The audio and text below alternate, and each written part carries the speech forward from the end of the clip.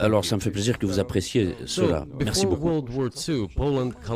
Et donc, avant la Deuxième Guerre mondiale, après que la Pologne a collaboré avec Hitler et a renoncé à faire ce que Hitler demandait, mais a voulu participer à la partition de la Tchécoslovaquie. Et en fait, cela a poussé Hitler à lancer sa Deuxième Guerre mondiale.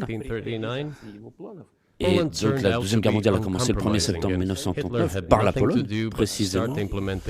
Mais la Pologne ne voulait pas discuter. Et donc, Hitler n'avait pas d'autre solution que de commencer par s'en prendre à la Pologne. Et d'ailleurs, l'URSS, on a les documents dans les archives, s'est comporté de façon honorable et a cherché à aider la Tchécoslovaquie. Mais le ministre polonais des Affaires étrangères de l'époque avait dit que si un avion soviétique volait en direction de la Tchécoslovaquie par le territoire de la Pologne, il serait abattu au-dessus du territoire de la Pologne. En 1939, tout espoir de résistance fut balayé lorsque l'armée soviétique en traître entra en Pologne par l'Est, arguant venir pour libérer et protéger les civils des envahisseurs allemands.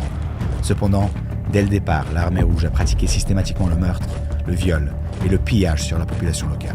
Alors que la majorité de l'armée polonaise était concentrée sur sa lutte sur le front allemand, les frontières orientales étaient pratiquement sans défense, permettant ainsi à l'envahisseur soviétique d'avancer rapidement en Pologne. Les Polonais ont résisté à l'invasion et combattu jusqu'à la fin en de nombreux endroits. À Grodno, face à un ennemi surnuméraire et bien que mal équipé, les soldats polonais et les volontaires civils, dont des policiers et des scouts, ont défendu leur ville héroïquement pendant 3 jours. Lvov a combattu contre les deux envahisseurs avec force et en restant inébranlablement fidèle à sa patrie. La parade de la victoire conjointe des forces allemandes et soviétiques à Brest-Litovsk le 22 septembre 1939 marqua le début de la brutale occupation germano-soviétique. Les crimes allemands en Pologne sont généralement bien connus. Ceux des soviétiques ont tendance à être oubliés.